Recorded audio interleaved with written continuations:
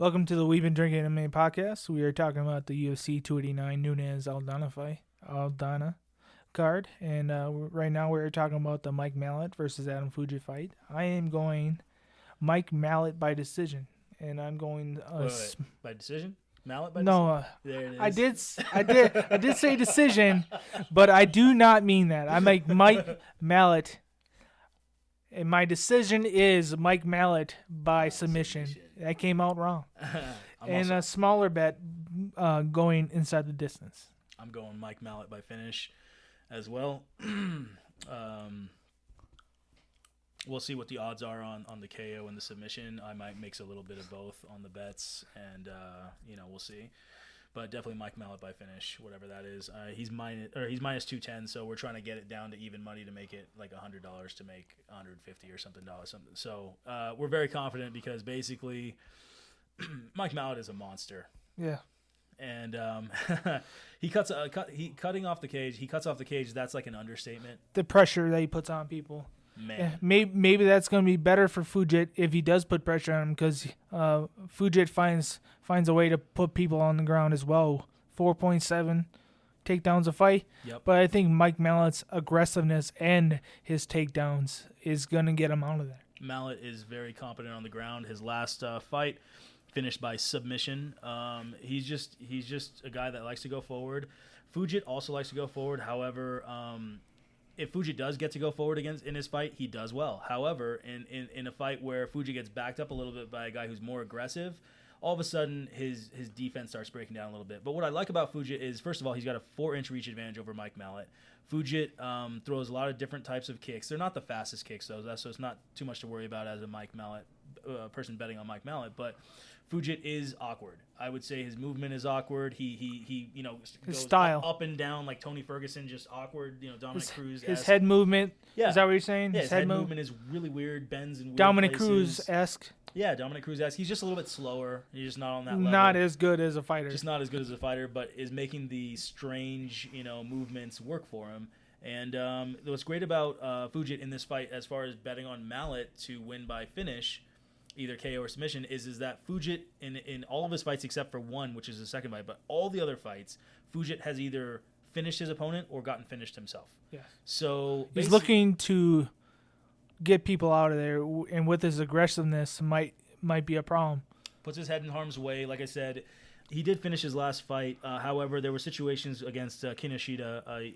Yusaku Kinoshita is his last opponent. He ended up actually TKOing Kinoshita, but it was one of those fights where I think it was on the ground, the finish or whatever. It was just kind of like whatever. It was a he did okay, but the thing is that when he was getting backed up, man, his head was open to be hit a lot. Kinoshita just didn't have that killer punch, killer instinct. His power to get him out of there. Yeah, man, he was good at the range punches. When he got close to actually really hurt and clip Fugitt, he just kind of like his punches he just got tense and he just couldn't. Malott feels no pressure. Yeah, he wants the pressure.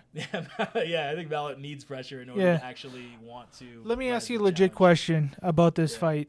With this takedown average and his significant strike average for Fugitt. Yeah. It's because of his the competition that he's been facing. What do you think about that?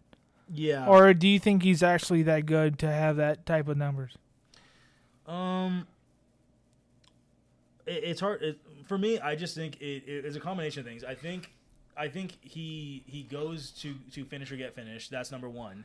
And he throws a lot of strikes, and he starts with kicks. So that's what is a smart thing. John Jones, who's one of the greatest fighters ever, same thing. You want to kick more if you have that leg reach. And then what happens is that if they can get past that, then you can throw your punches and stuff. But you're just racking up points. You're confusing your opponents. Yeah. You're frustrating their opponents, and all of a sudden you can take them down and TKO them. You can, so Fugitt is just one of those fighters where if you let him get to you, he's so awkward that you're not trained for it. It's gonna be strange. It's gonna be a long night. Yeah. Long night. So I think it's like what you say. Sometimes you don't just get finished because the other guy's better than you, or you make a mistake. Sometimes you just get frustrated and you just go, "I want to quit. I'm tired of fighting." Then you go aggressive and then straightforward without a plan. We've seen it with people like Tony Ferguson. Same thing. Tony Ferguson was not necessarily the best fighter, like technically at all, but he would make people quit. Like people just goes like, dude, I'm sick of just all these different angles. I'm sick of all these ridiculous lead elbows, and he's got like a huge long reach advantage over. I can't take it. Fugitt does have a reach advantage here. He is Tony Ferguson-esque in a sense because of that, and he's got long legs as well. He uses those, so awkward. And he's a southpaw. That's another weird thing. So it's going to be an awkward fight in the beginning. Mallett's going to, but the thing is Malott figures you out pretty quick. And Malott is, when he throws he throws kicks to the front kicks. He'll throw a side kick again. And he's got power on everything, yet it's still tight. Like it's not like forced or he's off balance at all. He it's just very tight and strong and powerful, and he gets back to his defense right away. So even though he's offense, he's not putting his head in harm's way, which is phenomenal for a monster like that. He has a plan. He's got a plan, man. And so the thing is, like we said, Fugitt is good going forward, but when Fugitt somehow gets backed up, it's his head is there to be hit a lot, and I just feel like it's gonna be. It feels like it's going to be in the first. Only reason it might not be is that Fugitt's reach advantage, and that could be maybe why it's in the second. The only reason I said second is because I think it's going to be a slow fight in the beginning. I think that's fair to say. They're going to feel each other out type ones. Awkward. And then it's going to be straight up pressure on the second. I have to agree. It's not easy to fight a southpaw who's got a 4-inch reach advantage and awkward style. So Malott for the win. I think eventually Malott just catches him with a punch.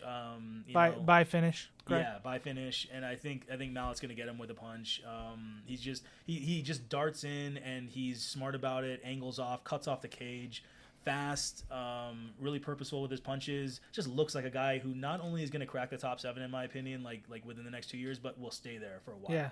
He seems like a guy he looks like he truly belongs in the top 7, and he's gonna be there for a while. And he's there for a reason. Yeah. Yeah, I got you. Yep. So I'm going with Mike Malott by submission, and inside the distance is a smart bet. But I don't know what the price is on that, but by submission is my guess. Yep. So yeah, Fugitt likes either finish or get finished. Malott only finishes, so it's going to end in finish for sure. That's great. That's a great little. I might do that as a small hedge bet too. So thanks everybody for listening. Like, subscribe, comment.